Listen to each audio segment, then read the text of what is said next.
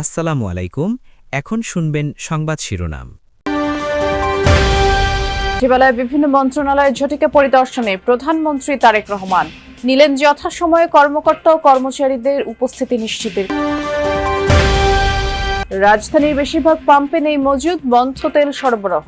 দুপুরে ডিপো থেকে লরি দীর্ঘায়িতের প্রস্তাব প্রত্যাখ্যান করায় কিছু রাজনৈতিক দলের সাথে যোগাযোগ করে ডিপ স্টেট। নিজের বক্তব্যের ব্যাখ্যায় আসিফ মাহমুদ। মধ্যপ্রাচ্য যুদ্ধ দ্বিতীয় মাসের গড়ালেও থামেনি আগ্রাসন, পাল্টা হামলা। শিগগিরই অভিযান থেকে বেরিয়ে আসবে যুক্তরাষ্ট্র, জানালেন। এতক্ষণ শুনছিলেন সংবাদ শিরোনাম, এখন শুনবেন বিস্তারিত। সচিবালয়ে বিভিন্ন মন্ত্রণালয়ের ঝটিকা পরিদর্শন করেছেন প্রধানমন্ত্রী তারেক রহমান। এ সময় যথাসময়ে উপস্থিতি নিশ্চিতের বিষয়ে তিনি খোঁজ খবর নিয়েছেন। সকাল 9টা 5 মিনিটে নিজ কার্যালয়ের নিচে পৌঁছান প্রধানমন্ত্রী। সেখানে প্রধানমন্ত্রীকে স্বাগত জানান মন্ত্রিপরিষদ সচিব সহ সংশ্লিষ্ট কর্মকর্তারা। তাদের সাথে কুশল বিনিময় শেষে 1 নম্বর ভবন থেকে পায়ে হেঁটে 6 নম্বর ভবনে যান প্রধানমন্ত্রী। সেখানে জ্বালানি মন্ত্রণালয়, সমাজ কল্যাণ মন্ত্রণালয়, শিক্ষা মন্ত্রণালয় পরিদর্শন করেন তিনি। কর্মকর্তাদের কক্ষে গিয়ে খোঁজ খবর নেন সরকার প্রধান। আর যথাসময়ে কর্মকর্তা কর্মচারীদের উপস্থিতি নিশ্চিতের বিষয়েও খোঁজ নেন তিনি।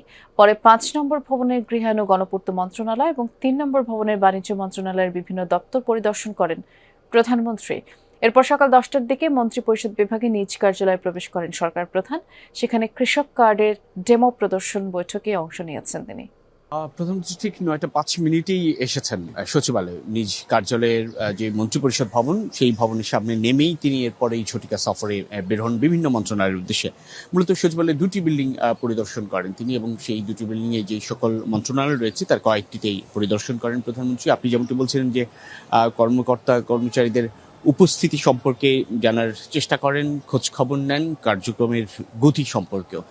সচিবালয়ে প্রধানমন্ত্রীর এই ঝটিকা সফর মন্ত্রী থেকে শুরু করে কর্মচারী কর্মকর্তা যারা রয়েছেন তাদের কাজের গতিটা আরও বাড়াবেন এবং যথাসময়ে অফিসে আসা, অফিস করা, দায়িত্বশীল ভূমিকা রাখা, সেসব বিষয়ে খানিকটা গতি আনবে, এমনটি বলছেন যে সচিবালয়ের কর্মকর্তা কর্মচারী তারা প্রত্যেকেই। যে খোদ প্রধানমন্ত্রী যখন নির্দিষ্ট সময়ে অফিস করেন এবং প্রধানমন্ত্রী যখন অন্যান্য মন্ত্রণালয়ে ঝটিকা সফরের এক ধরনের সম্ভাবনাও থাকে, তখন সেটি কর্মকর্তাদের অলসতা কিংবা ফাঁকি দেওয়ার যে বিষয়গুলো কিংবা খানিকটা বিলম্বে আসা, সেই সব জায়গায় খানিকটা বাধাগ্রস্ত করবে বা সেই সব জায়গায় খানিকটা ঘাটতি তৈরি করে কাজের গতিশীলতা আনবে, এমন প্রত্যাশার কথা বলছেন প্রত্যেকে।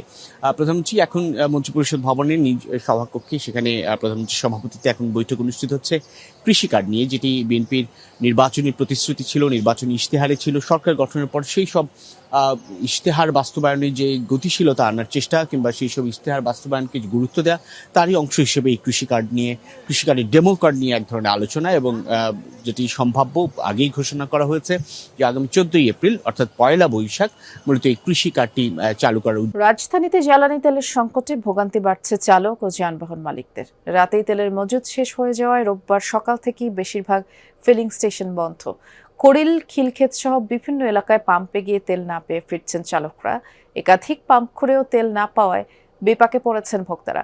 পাম্প সংশ্লিষ্টরা জানায় সকাল 7টার দিকে ডিপো খোলার কথা থাকলেও সরবরাহ স্বাভাবিক হতে দেরি হচ্ছে। দুপুরের দিকে তেলের গাড়ি পৌঁছালে পুনরায় চালু হবে কার্যক্রম। এদিকে অবৈধ মজুদ ঠেকাতে এবং ভোক্তাদের সুষ্ঠুভাবে তেল সরবরাহ নিশ্চিত করতে প্রতিটি পাম্পে একজন করে কর্মকর্তা নিয়োগের সিদ্ধান্ত নেওয়া হয়েছে। সকাল 10টার পর মাঠে থেকে সার্বিক পরিস্থিতি পর্যবেক্ষণ করার কথা তাদের। বাসা থেকে বেরোইছি, 5-7টা পাম্প ঘুরে আসলাম, কোথায় তেল পাচ্ছি না। এখানে এসে জিজ্ঞাসা করলাম যে ভাই তেল দিচ্ছেন, বলতেছে আসলে তারপরে দেবো। ডিফেন্সে গিয়েছিলাম, তো ওখানে বলছে যে 12টার পর। তো এখানে আসলাম, এখন বলছে যে স্টকে নাই, স্টক আউট। বর্তমানে পাম্পে তেল নেই, আমাদের গাড়ির সাইজ হয় 3 গাড়ি, কিন্তু দেয় 1 গাড়ি। তো সেক্ষেত্রে আমরা পাবলিককে কিভাবে সার্ভিস দেব? সিদ্ধান্ত হয়েছিল যে প্রতিটি পাম্পে একজন করে ট্র্যাক কর্মকর্তা দেওয়া হবে, যারা মনিটরিং করবেন যে পাম্প থেকে কোনো ধরনের অনিয়ম করে কেউ অতিরিক্ত তেল নিচ্ছে কিনা, কিংবা পাম্পে যে তেলের মজুদ সেটি কি পরিমাণ আছে সেই অনুযায়ী সরবরাহ হচ্ছে কিনা। তবে আমরা সকাল থেকেই আছি বাংলাদেশ পেট্রোলিয়াম কর্পোরেশনের একটি প্রতিষ্ঠান মেঘনা ফিলিং স্টেশন, যেটি পরিবাগে অবস্থিত। এখানে তেলের মজুদ নিয়ে কোনো সংকট নেই, সরবরাহ নিয়ে কোনো সংকট নেই। তবে ওই যে ট্যাগ অফিসার বা একজন সরকারি কর্মকর্তা থাকার কথা, যিনি মনিটরিং করবেন সার্বিক ব্যবস্থাপনায়, তাকে আমরা দেখতে পাইনি। এর আগের যখন আমরা সংযুক্ত হয়েছিলাম আগের খবরে 10টার পর তখনই আমরা জানিয়েছিলাম, আমরা কথা বলতে চেষ্টা করেছিলাম পাম্পটির ম্যানেজারের সঙ্গে, তিনি আমাদেরকে এড়িয়ে গেছেন। ক্যামেরার সামনেই তিনি কোনো অন্তর্বর্তী সরকারকে দীর্ঘমেয়াদে রাখার প্রস্তাবে প্রত্যাখ্যাত হয়ে ডিপ স্টেট কোনো রাজনৈতিক দলের সাথে যোগাযোগ করেছে। নিজের বক্তব্যের ব্যাখ্যায় এমনটা বলছেন সাবেক উপদেষ্টা আসিফ মাহমুদ। তার দাবি, এই ডিপ স্টেট দেশি বিদেশি শক্তির সমন্বয়ে গঠিত। যদিও তার মন্তব্যকে রাজনৈতিক বক্তব্য হিসেবেই দেখছেন বিশ্লেষকরা। তারা বলছেন, রাজনৈতিক অস্থিতিশীলতার কারণে ডিপ স্টেট সক্রিয় হয়ে থাকে। যাদেরকে আসলে ডিপ স্টেট বলা হয় তাদের থেকে আমাদেরকে অফার করা হয়েছিল যে আপনারা শেখ হাসিনার যে মেয়াদ আছে 2029 সাল পর্যন্ত সেটা শেষ করেন, আপনারা শেষ করেন, আমরা আপনাদেরকে সহযোগিতা করি। তাদের সার্টেন কিছু শর্ত ছিল। যে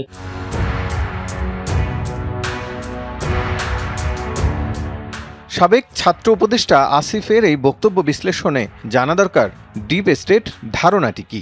বিশ্লেষক মহিউদ্দিন আহমেদ বলছেন, ডিপ স্টেট বলতে অদৃশ্য ক্ষমতা কাঠামোকে বোঝায়, যেখানে সামরিক আমলাতন্ত্র বা গোয়েন্দা সংস্থার একটি অংশ সরাসরি বা পরোক্ষভাবে রাজনৈতিক সিদ্ধান্তে প্রভাব বিস্তার করে। অনেক দেশেই এমন শক্তির প্রভাব রয়েছে।